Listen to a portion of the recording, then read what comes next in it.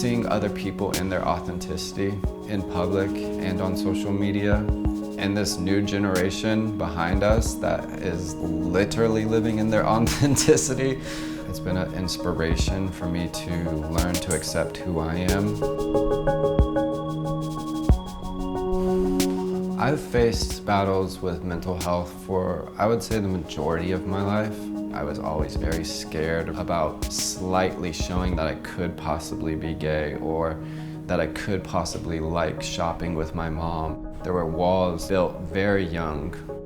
But this last time that I had a spiral, it was darker and deeper than I'd ever felt, ever before. This is my first company, this is my first startup. You have these big expectations of how things are gonna go, how quickly they're going to happen for you. It didn't go as well as I had hoped and planned for. At that time, my anxiety got the best of me and my depression, and it was hard to be optimistic. The amount of pain and the amount of struggle that I faced to just stay here on this earth was so intense that I was just looking for relief. I knew that what I was going through was for a higher purpose. I promised myself when I got better that I would share every ounce of whatever I went through to make sure that they knew. If you are breathing, you have a chance. That's all you need.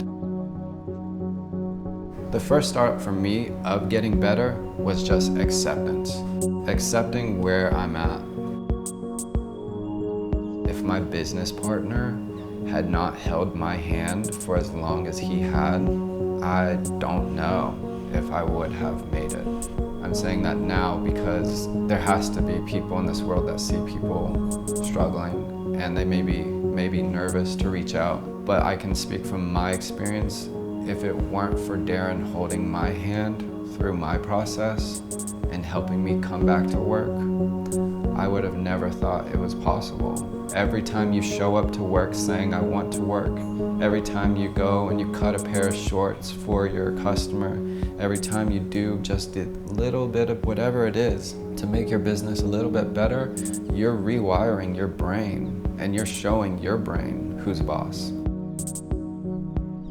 For me, navigating medication was a whole new thing. I never really was on an antidepressant before. I had to go back and start from the beginning. What I did know is there are professionals out there that do know how to help. It is going to be a process to get to know what works for you and what doesn't, what medication might work, how long it might take to be on that medication to see the results. It's a process. But when you start to put your ego aside and you start to just get to know yourself all over again, learn to be patient with yourself, learn to love yourself, learn your best to look at your struggles as challenges, that really was a game changer for me. You just really have to be able to trust the process and be able to be patient and loving, kind. Leisure Lab is a reflection of me because there is a really fun, creative side that wants to be, super out there, and then there is this really awesome side that's just minimalistic.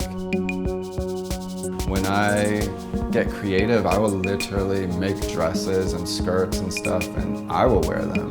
And I'll wear them here in the office.